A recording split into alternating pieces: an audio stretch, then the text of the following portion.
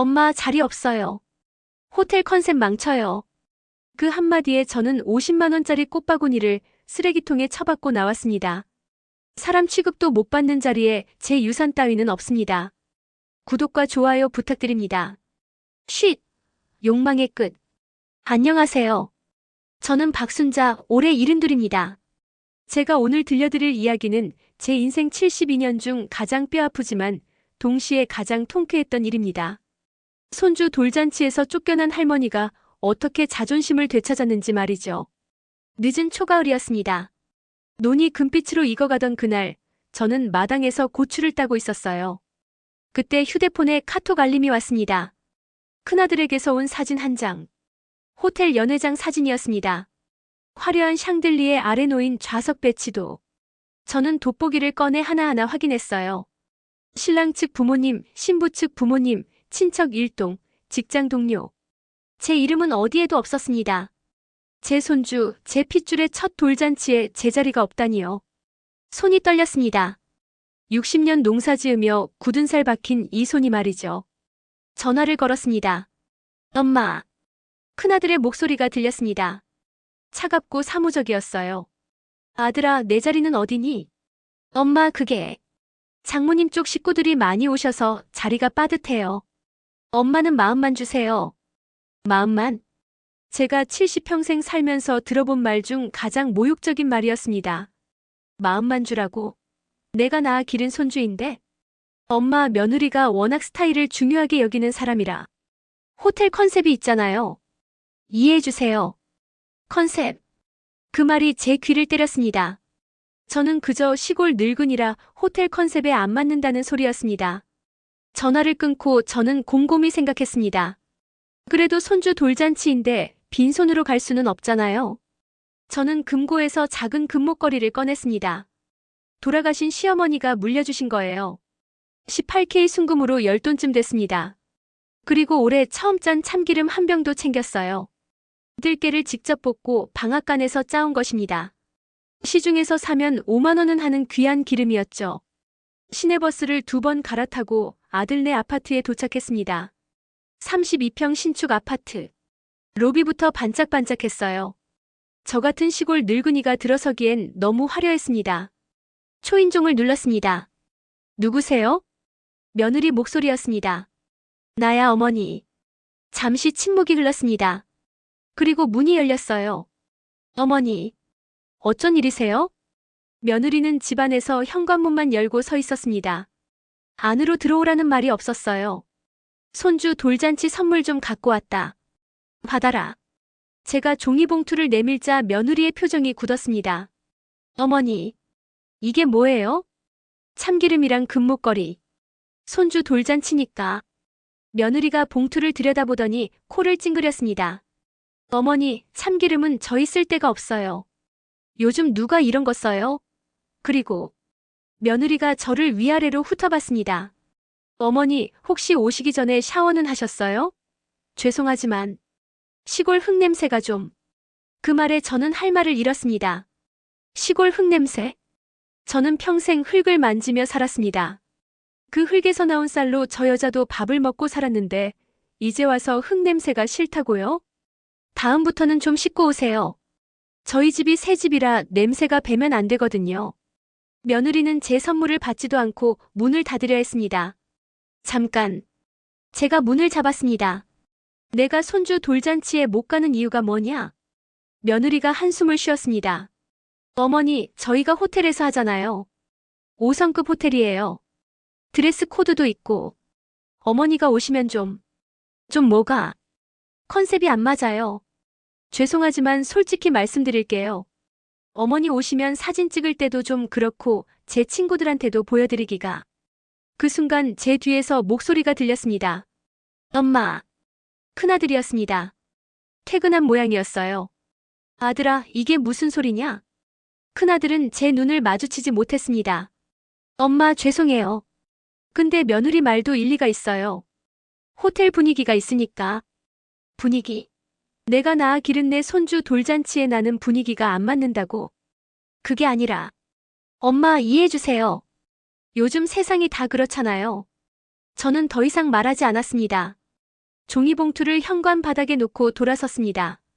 엄마 화내지 마세요. 나중에 따로 밥 사드릴게요. 밥으로 사람 자존심을 사려고 하다니.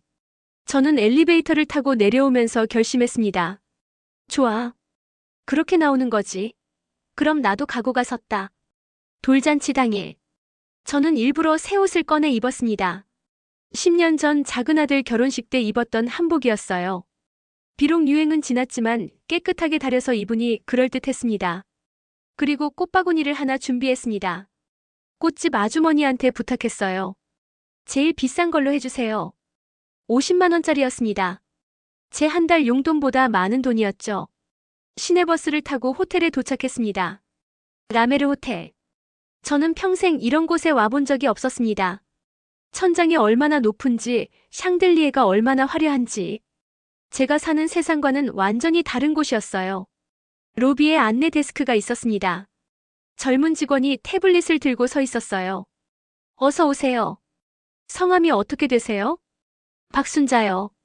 직원이 태블릿을 뒤적였습니다. 한참을 찾더니 고개를 갸웃했어요. 죄송합니다만 명단에 없으신데요? 네. 내가 아기 할머니인데요. 아, 그러시군요. 잠시만요. 직원이 어디론가 전화를 걸었습니다. 저는 그 옆에서 꽃바구니를 들고 서 있었어요. 사람들이 저를 힐끔힐끔 쳐다봤습니다. 저 할머니는 왜 저기 서 있지? 그런 눈빛이었어요. 5분쯤 지났을까요? 며느리가 나타났습니다. 어머니. 며느리는 제 옆으로 와서 작은 목소리로 속삭였습니다. 어머니, 왜 오셨어요? 말씀드렸잖아요. 내가 손주 할머니인데 왜 못 와? 어머니, 자리가 정말 없어요. 제 친정 식구들까지 다 오셔서. 그럼 나는 어떻게 하라고? 며느리가 주위를 둘러봤습니다. 사람들이 우리를 쳐다보고 있었어요. 어머니, 여기서 이러지 마세요. 창피하잖아요. 창피한 건 누구였을까요? 손주 돌잔치에서 쫓겨나는 할머니가 창피한 건가요? 아니면 시어머니를 쫓아내는 며느리가 창피한 건가요? 그때였습니다. 포토존 쪽에서 플래시가 터졌어요. 큰아들과 며느리가 손주를 안고 사진을 찍고 있었습니다. 아니, 정확히는 며느리 부모님과 함께 찍고 있었어요. 제 자리는 거기에도 없었습니다. 어머니, 일단 로비에서 기다리세요. 혹시 자리 생기면 연락드릴게요. 며느리가 제 팔을 잡고 로비 구석 소파로 데려갔습니다. 꽃은 제가 받아서 안에 놓아드릴게요. 며느리가 제 손에서 꽃바구니를 빼앗듯이 가져갔습니다. 저는 로비 소파에 혼자 앉았습니다. 연회장 문이 열릴 때마다 안에서 웃음소리가 들렸어요. 제 손주의 돌잔치 소리였습니다. 저는 거기 없었습니다. 1시간쯤 지났을까요? 연회장 문이 열리고 사람들이 나왔습니다. 잔치가 끝난 모양이었어요. 저는 자리에서 일어나 연회장 입구로 갔습니다. 큰아들이 제 눈에 들어왔어요. 손주를 안고 사람들과 인사하고 있었습니다. 아들아. 제가 불렀습니다. 큰아들이 저를 봤어요. 순간 당황하는 표정을 지었습니다. 엄마. 아직 여기 계셨어요? 당연하지. 내 손주 잔치인데. 엄마, 이제 끝났어요. 집에 가세요. 나는 손주 얼굴이라도 보고 가야지. 제가 손주에게 다가가려는데 며느리가 막아섰습니다. 어머니, 애가 지금 피곤해요. 나중에 뵙겠습니다. 며느리의 목소리가 차가웠습니다. 그때 제 눈에 들어온 게 있었습니다. 연회장 한쪽에 놓인 꽃바구니들. 그 중에 제가 가져온 50만 원짜리 꽃바구니가 보였어요. 하지만 다른 꽃들 뒤에 가려져서 거의 보이지 않는 곳에 놓여 있었습니다. 제 선물도 제 마음도 그렇게 취급받은 거였어요. 저는 천천히 그쪽으로 걸어갔습니다. 꽃바구니를 들어 올렸어요. 엄마, 뭐 하세요? 큰아들이 따라왔습니다. 저는 대답하지 않았습니다. 로비로 걸어 나와 큰 쓰레기통 앞에 섰어요. 그리고 50만 원짜리 꽃바구니를 쓰레기통에 처박았습니다. 엄마! 큰아들이 소리쳤습니다. 주변 사람들이 저를 쳐다봤어요. 저는 아들을 똑바로 쳐다봤습니다. 사람 대접도 못 받는 자리에 내 선물 따위는 필요 없다. 엄마, 여기가 어디라고 이러세요? 창피하게. 창피한 건 너다. 자식이 어미를 이렇게 대하는 게 창피한 거야. 저는 돌아섰습니다. 호텔 정문을 나서는데 뒤에서 며느리 목소리가 들렸어요. 어머, 시어머니 완전 진상이시네. 저게 무슨 짓이야? 저는 뒤돌아보지 않았습니다. 그냥 걸었습니다. 50만 원짜리 꽃보다 더 귀한 게 있습니다. 바로 사람의 자존심이에요. 다음 날 오후, 저는 마당에서 고추를 말리고 있었습니다. 그때 은색 승용차 한 대가 먼지를 일으키며 마당에 들어왔어요. 큰아들이었습니다. 며느리도 함께 왔더군요. 엄마. 큰아들이 차에서 내렸습니다. 왜 왔니? 엄마, 어제 왜 그러셨어요? 사람들 앞에서 창피하게. 창피? 내가 창피한 짓을 했다고. 며느리가 입을 열었습니다. 어머니, 호텔에서 그렇게 행동하시면 저희가 얼마나 곤란한지 아세요? 제 친구들도 다 봤어요. 그래? 그럼 내가 손주 돌잔치에서 쫓겨나는 건 안 창피하고. 며느리가 입을 다물었습니다. 저는 손을 씻고 방으로 들어갔어요. 서랍에서 봉투 하나를 꺼냈습니다. 50만 원이 들어있었어요. 이거 받아라. 제가 며느리에게 봉투를 던졌습니다. 이게 뭐예요? 어제 꽃감. 쓰레기통에 버린 거 미안하더라. 그러니까 돈으로 받아라. 어머니, 그게 너희가 원하는 거잖아. 사람의 마음 같은 건 필요 없고 돈만 있으면 되는 거 아니냐? 큰아들이 저를 말렸습니다. 엄마, 그런 식으로 말하지 마세요. 그런 식? 내가 어떻게 말해야 하는데? 내 손주 돌잔치에 나는 시골 냄새 난다고 못 오게 하는 게 맞는 거냐? 며느리의 얼굴이 빨개졌습니다. 어머니, 저 그런 뜻으로 말한 거 아니에요. 그럼 무슨 뜻이었어? 호텔 컨셉 망친다고 했잖아. 내가 그렇게 보기 싫었어. 침묵이 흘렀습니다. 저는 고추 채반을 들어 올렸어요. 너희 갈 길 가라. 나는 바빠. 엄마. 그리고 앞으로는 명절에도 오지 마. 시골 냄새 나는 집에 왜 와? 너희 깨끗한 아파트에서 잘 살아라. 큰아들이 할 말을 잃은 표정으로 서 있었습니다. 며느리는 봉투를 바닥에 던지고 차로 돌아갔어요. 어머니, 이런 식으로 하시면 나중에 후회하실 거예요. 며느리의 마지막 말이었습니다. 저는 웃었습니다. 후회?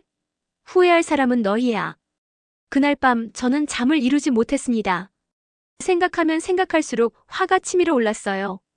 저는 이 땅을 평생 지켜왔습니다. 남편이 돌아가시고 혼자서 논농사, 밭농사를 지었어요. 허리가 아파도 무릎이 아파도 포기하지 않았습니다. 왜요? 자식들한테 물려주려고요. 큰아들한테는 논을, 작은아들한테는 밭을 물려줄 생각이었습니다. 하지만 이제 생각이 바뀌었어요. 사람 대접도 못하는 자식한테 유산을 물려줄 필요가 있을까요? 다음 날 아침, 저는 행정복지센터에 갔습니다. 땅 문서 좀 떼주세요. 어떤 땅이요? 내 명의로 된 거 전부요. 직원이 서류를 뽑아줬습니다. 논 2,000평, 밭 1,500평, 집터 300평. 시가로 따지면 5억은 넘는 재산이었어요. 저는 부동산 중개소로 갔습니다. 사장님, 이 땅들 팔고 싶은데요. 부동산 사장이 서류를 보더니 눈이 휘둥그레졌습니다. 어머니, 이거 위치가 좋은데요? 요즘 이쪽이 개발 예정 지역이라 값이 많이 올랐어요. 얼마나 받을 수 있어요? 한 6억은 받으실 수 있을 것 같은데요. 6억. 제 평생 모은 땅이 6억이나 된다니. 팔아주세요. 빨리요. 어머니, 급하신가요? 네. 지금 당장 팔고 싶어요. 일주일 후 매수자가 나타났습니다. 개발업자였어요. 현금으로 5억 8천만 원을 주겠다고 했습니다. 좋아요. 팔겠습니다. 계약서에 도장을 찍는데 손이 떨렸습니다. 하지만 후회는 없었어요. 계약금 1억을 받았습니다. 저는 그 돈으로 공증 사무실에 갔어요. 유언장을 작성하고 싶습니다. 변호사가 저를 맞았습니다. 어떤 내용으로 작성하시겠어요? 제 재산은 전부 제가 선택한 곳에 기부합니다. 자식들한테는 한 푼도 주지 않겠어요. 변호사가 놀란 표정을 지었습니다. 어머니, 그렇게 하시면 나중에 자식분들이 소송을 걸 수도 있습니다. 상관없어요. 제 돈인데 제가 맘대로 쓰면 안 돼요? 법적으로는 가능합니다. 하지만은 없어요. 그렇게 해주세요. 유언장을 작성하는데 문이 열렸습니다. 복례와 삼례였어요. 제 옆집 친구들이었습니다. 순자야, 우리 왔다. 고마워. 증인 좀 서줘. 두 친구가 유언장에 서명했습니다. 변호사가 물었습니다. 혹시 자식분들한테 알리실 건가요? 아니요. 나중에 알아서 알게 되겠죠. 그때 제 휴대폰이 울렸습니다. 큰아들이었어요. 엄마, 지금 어디세요? 우리 할 얘기 있어요. 무슨 얘기? 엄마 땅 매물로 나왔던데 그게 무슨 일이에요? 벌써 소문이 났나 봅니다. 내 땅 내가 팔겠다는데 무슨 상관이야? 엄마, 그 땅은 저한테 물려주시기로 하지 않으셨어요? 언제 그랬어? 예전에 그러셨잖아요. 큰아들한테 논을 준다고. 그때는 그때고 지금은 지금이야. 엄마, 농담 아니시죠? 지금 장난하시는 거예요? 장난 아니야. 진짜 팔았어. 계약도 끝났고. 전화기 너머로 며느리 목소리가 들렸습니다. 뭐라고요? 팔았다고요? 여보, 엄마 그거 취소하세요. 당장 취소하라고요. 취소는 무슨?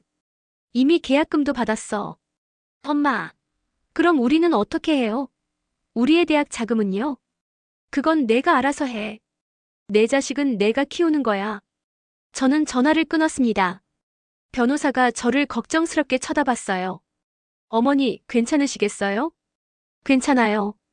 이제야 속이 시원하네요. 저는 땅을 판 돈으로 실버타운에 입주하기로 했습니다. 해오름 실버타운. 바다가 보이는 깨끗한 곳이었어요. 어머니, 여기는 월 200만 원에 삼식 제공되고 병원도 바로 옆에 있습니다. 상담사가 설명했습니다. 좋네요. 여기로 하겠습니다. 입주금은 1억이고요. 나머지는 월세로 내시면 됩니다. 저는 바로 계약했습니다. 집으로 돌아오는데 큰아들이 마당에 서 있었어요. 며느리도 함께였습니다. 얼굴이 잔뜩 굳어 있었어요. 엄마! 큰아들이 소리쳤습니다. 실버타운에 들어간다고요? 그럼 이 집은요? 이 집도 팔 거야. 뭐라고요? 며느리가 비명을 질렀습니다. 어머니, 정신 차리세요. 그 땅이랑 집이 우리 거잖아요. 너희 거. 언제 너희 거였어? 어머니가 저희한테 주신다고 하셨잖아요. 말은 했지. 근데 서류에는 아직 내 이름이야. 내 거면 내가 마음대로 해도 되잖아. 큰아들이 무릎을 꿇었습니다. 엄마, 제발이요. 저희 잘못했어요. 다시는 그러지 않을게요. 잘못? 뭘 잘못했는데? 큰아들이 대답하지 못했습니다. 며느리가 울먹였어요. 어머니, 우리 애는 어떻게 해요? 대출도 있고 애 키우는데 돈이 얼마나 드는데. 그건 너희가 알아서 해. 나는 내 노후나 챙길 거야. 어머니, 너무하시는 거 아니에요? 우리가 그렇게까지 잘못했어요? 저는 며느리를 똑바로 쳐다봤습니다. 그렇게까지? 너희가 뭘 했는지 정말 모르냐? 저희가 뭘 했는데요? 손주 돌잔치에 할머니를 안 부른 게 뭐가 잘못이냐고. 며느리가 입술을 깨물었습니다. 그건 자리가 없어서. 자리가 없는 게 아니라 나를 부끄러워한 거잖아. 시골 냄새 난다고 호텔 컨셉 망친다고 했잖아.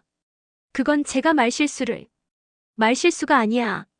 내 진심이었어. 그리고 그게 너희 부부의 마음이었고. 저는 돌아서서 집 안으로 들어갔습니다. 엄마. 큰아들이 따라왔지만 저는 문을 닫았어요. 돌아가라. 나는 너희랑 할 말 없다. 밖에서 한참 동안 소리가 들렸습니다. 하지만 저는 문을 열어주지 않았어요.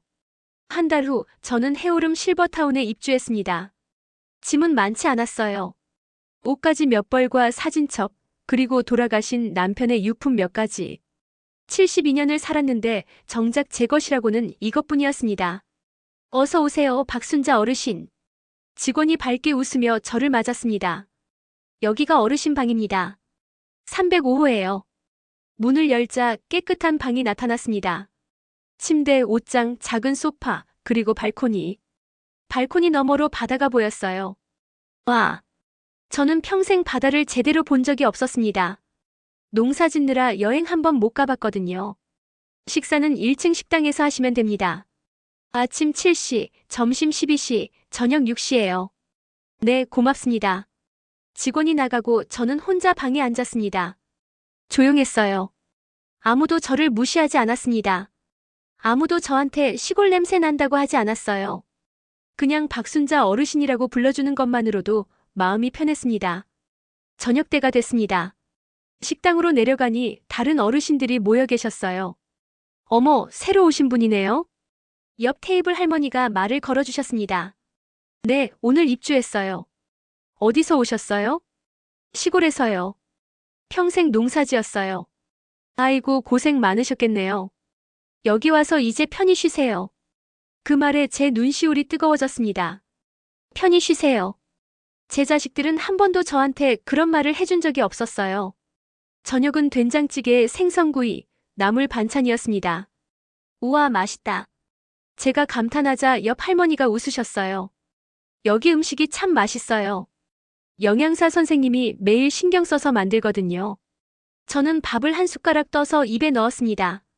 따뜻했어요. 밥도 국도 그리고 제 마음도. 입주한 지 일주일쯤 됐을 때 큰아들한테 전화가 왔습니다. 엄마, 거기 괜찮으세요? 응, 괜찮아. 엄마, 저희가 잘못했어요. 돌아오세요. 돌아갈 집이 없어. 집도 팔았잖아. 엄마. 큰아들의 목소리가 떨렸습니다. 엄마, 그럼 우리는 어떻게 해요? 저희의 대학 자금은요? 내가 벌어서 해. 엄마, 지금 대출 이자만 해도 한 달에 200만 원이에요. 저희 월급으로는 안 돼요. 그건 내가 알 바 아니야. 내가 감당할 수 없는 대출을 받은 건 내 책임이야. 엄마, 정말 이러실 거예요? 너희가 나한테 어떻게 했는지 생각해봐. 저는 전화를 끊었습니다. 다음 날은 며느리한테 문자가 왔어요. 어머니, 제가 잘못했어요. 한 번만 만나주세요. 무릎 꿇고 사과할게요. 저는 답장을 보냈습니다. 사과는 필요 없어. 너희는 너희 인생 살아.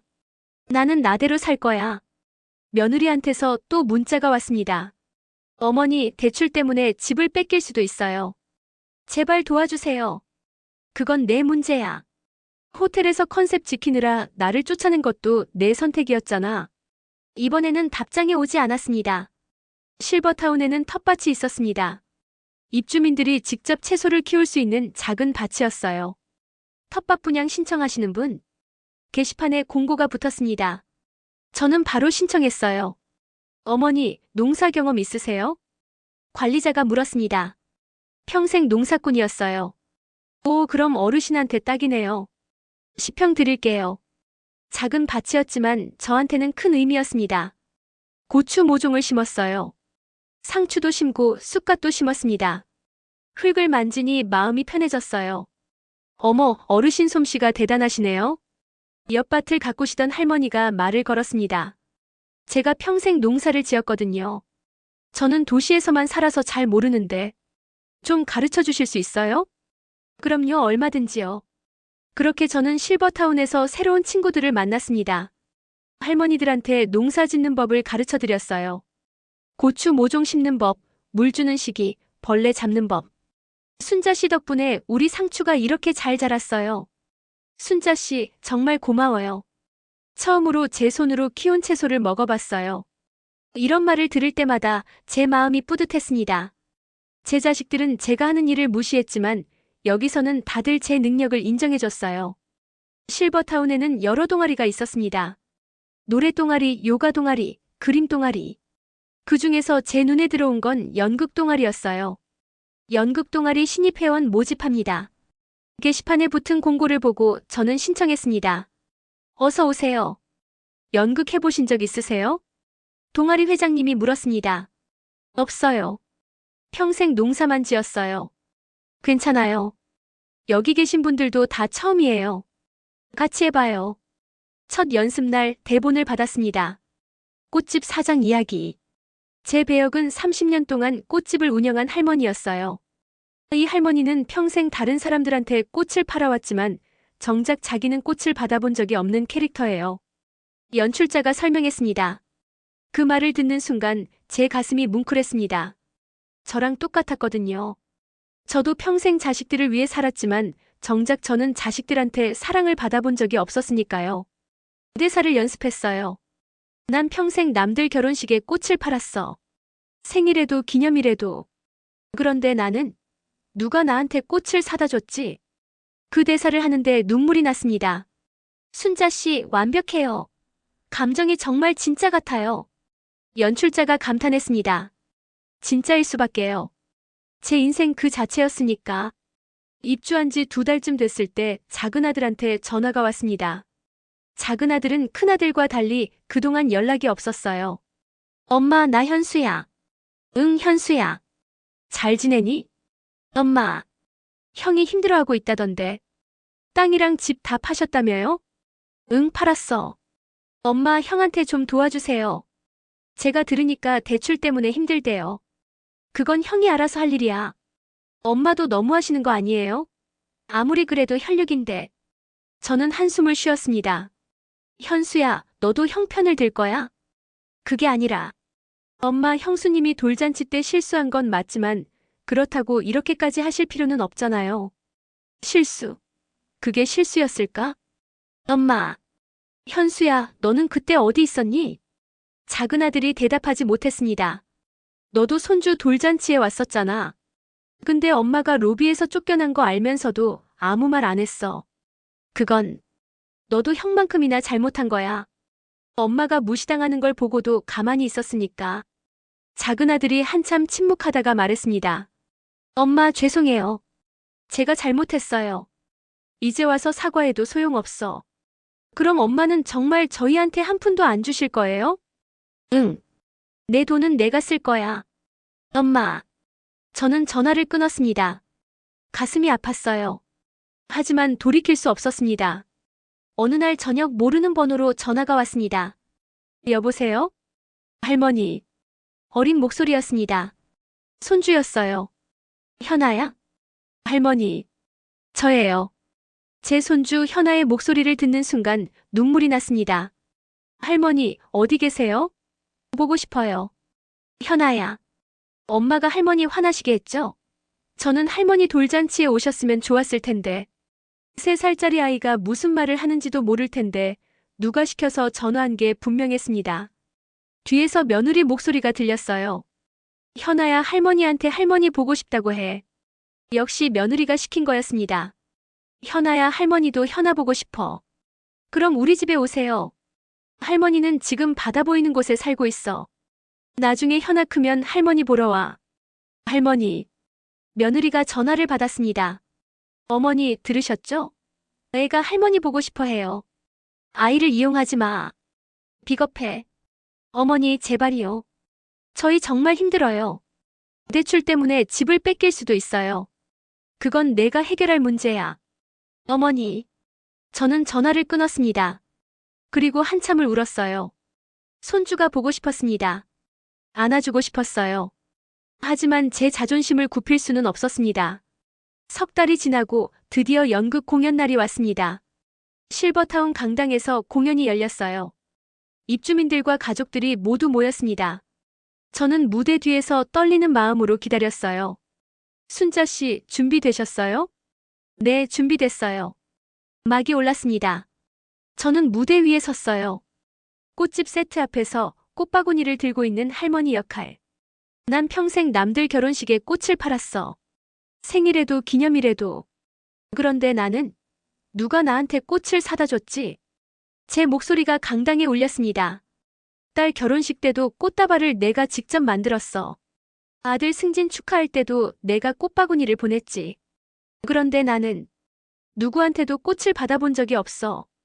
객석에서 훌쩍이는 소리가 들렸습니다. 그래서 오늘 나는 결심했어. 내가 나한테 꽃을 사주기로. 저는 꽃다발을 들어 올렸습니다. 박순자, 70년 동안 고생 많았어. 이제는 내가 주인공이야. 그 순간 객석에서 박수가 터져 나왔습니다. 공연이 끝나고 여러분들이 저한테 다가왔어요. 순자 씨, 정말 감동적이었어요. 연기를 처음 하신 거 맞아요? 진짜 배우 같았어요. 제 평생 처음으로 받는 칭찬이었습니다. 자식들한테는 한 번도 들어보지 못한 말들이었어요. 공연이 끝나고 일주일쯤 지났을 때 실버타운 로비로 전화가 왔습니다. 순자 어르신, 방문객이 오셨습니다. 누군데요? 아드님이라고 하시는데요. 큰아들이었습니다. 저는 로비로 내려갔어요. 큰아들이 혼자 서 있었습니다. 많이 야위었더군요. 엄마, 무슨 일이니? 엄마, 저 이제 정말 집을 뺏겨요. 은행에서 경매 넘어간대요. 그래서 엄마, 저 잘못했어요. 정말 죄송해요. 다시는 엄마 무시하지 않을게요. 제발 좀 도와주세요. 큰아들이 무릎을 꿇었습니다. 로비에 있던 사람들이 저희를 쳐다봤어요. 일어나. 엄마. 일어나라고. 사람들이 다 봐. 큰아들이 일어났습니다. 눈물을 흘리고 있었어요. 엄마, 제발이요. 저 지금 정말 힘들어요. 저는 한숨을 쉬었습니다. 아들아. 네, 엄마. 너는 그때 뭘 잘못했는지 아니? 큰아들이 고개를 숙였습니다. 손주 돌잔치에 엄마를 안 부른 거요. 그것뿐이니? 그리고 호텔 컨셉 망친다고 한 거요. 그것뿐이니? 큰아들이 대답하지 못했습니다. 저는 천천히 말했어요. 너는 평생 엄마를 무시했어. 엄마가 농사 짓는 거, 시골에서 사는 거 다 창피하게 생각했잖아. 엄마. 엄마 덕분에 내가 대학 갔고 좋은 회사 들어갔고 결혼했어. 그런데 너는 엄마한테 고맙다는 말 한번 제대로 해본 적 있니? 큰아들이 울었습니다. 죄송해요, 엄마. 정말 죄송해요. 미안하다고 다 되는 게 아니야. 너는 이제 내 힘으로 살아야 해. 엄마. 엄마 도움 없이 내가 얼마나 버틸 수 있는지 한번 살아봐. 그래야 사람이 얼마나 소중한지 알 거야. 저는 돌아섰습니다. 엄마. 큰아들이 소리쳤지만 저는 뒤돌아보지 않았어요. 엘리베이터를 타고 올라가는데 눈물이 났습니다. 하지만 후회는 없었어요. 6개월이 지났습니다. 저는 해오름 실버타운에서 새로운 인생을 살고 있습니다. 텃밭에서 채소를 키우고 연극 동아리에서 연기를 하고 새로운 친구들과 차를 마시며 웃습니다. 어느 날 아침 발코니에 나가 바다를 바라봤어요. 동해 일출이 수평선을 붉게 물들이고 있었습니다. 따뜻한 커피를 한 모금 마시며 저는 혼잣말을 했습니다. 순자야, 잘 살고 있어. 핸드폰이 울렸습니다. 작은 아들이었어요. 엄마, 나 현수야. 응. 엄마, 형이 집을 팔았대요. 작은 빌라로 이사 갔어요. 그래. 그리고 형수님이 파트타임으로 일 시작했대요. 잘 됐네. 엄마는 형을 용서 안 하실 거예요? 저는 바다를 바라보며 대답했습니다. 용서는 이미 했어. 근데 돈은 안 줘. 네. 용서하는 거랑 도와주는 거는 다른 거야. 형이 이제 철이 들어야지. 엄마. 현수야, 너도 마찬가지야. 내 인생은 내가 책임져. 엄마 유산 바라지 말고. 네, 알겠어요. 전화를 끊고 저는 다시 바다를 바라봤습니다. 멀리서 갈매기들이 날아가고 있었어요. 자유롭게. 저도 이제 자유로웠습니다. 72년 만에 처음으로. 오늘 오후에는 텃밭 동아리 모임이 있습니다. 다음 주에는 연극 동아리 2번째 공연도 있고요. 제 인생이 이렇게 바쁠 줄 몰랐습니다. 그리고 이렇게 행복할 줄도 몰랐어요. 저는 거울을 봤습니다. 72세 박순자. 주름이 깊게 패인 얼굴이지만 눈빛만큼은 젊었습니다. 순자야, 앞으로도 잘 살자. 내 인생은 이제부터야. 저는 미소를 지으며 외출 준비를 했습니다. 오늘도 저를 기다리는 사람들이 있습니다. 저를 필요로 하는 사람들이 있어요. 그리고 무엇보다 저 자신이 저를 사랑하고 있습니다. 그것으로 충분합니다. 나를 사람 대접하지 않은 집엔 내 유산도 없습니다. 이제부터는 제가 저를 초대합니다.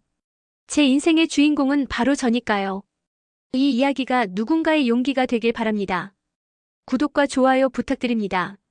쉿! 욕망의 끝.